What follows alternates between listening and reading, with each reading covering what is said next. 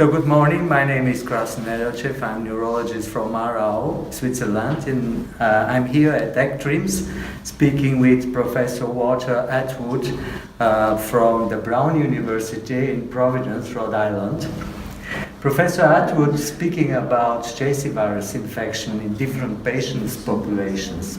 Do you think there are any aspects that are more specific to the population of patients with multiple sclerosis? Well, I think the specific aspects related to multiple sclerosis are that there had never ever been a case of JC virus-induced PML in multiple sclerosis patients until the development of biological drugs to treat multiple sclerosis, and this has led to PML, in particular due to natalizumab treatment of patients. So it was very unique and very surprising to find JC-induced disease in a multiple sclerosis patient.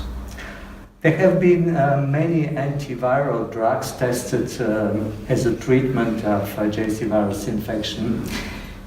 Could you probably tell us what are, in your opinion, the most promising therapeutic avenues to go?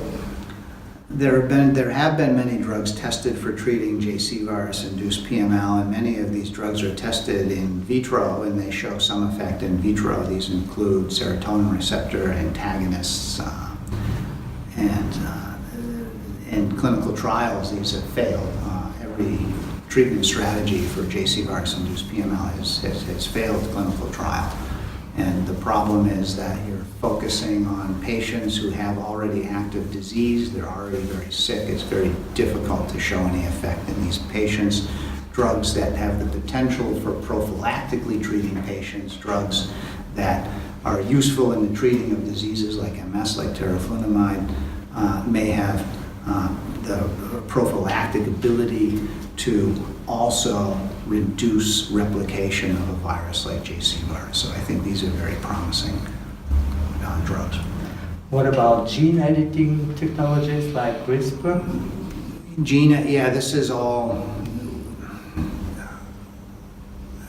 going after the specific viral genome with CRISPR. I think this is very difficult. I think this is futuristic, and I think this would be very difficult. And CRISPR gene editing also has off-target effects, so you don't know what you will do to the patient if you go in and do these things. And now there is an emerging evidence of antiviral activities of teriflunomide. Could you briefly summarize the possible mechanisms of action? Right, there are many viruses that have been shown to be inhibited by teriflunomide. There's new viruses seemingly every week in which teriflunomide is shown to inhibit a wide variety of viruses, RNA viruses, DNA virus. The common mechanism seems to be the ability of teriflunomide to inhibit the production of pyrimidines, which is important for replication of the virus. And I think this is the major mechanism of action of teriflunomide. Viruses tend to need to replicate very rapidly, and in a very rapidly replicating virus, teriflunomide eliminates the basic building blocks that the virus needs to replicate. They're not there. The virus replication is slow.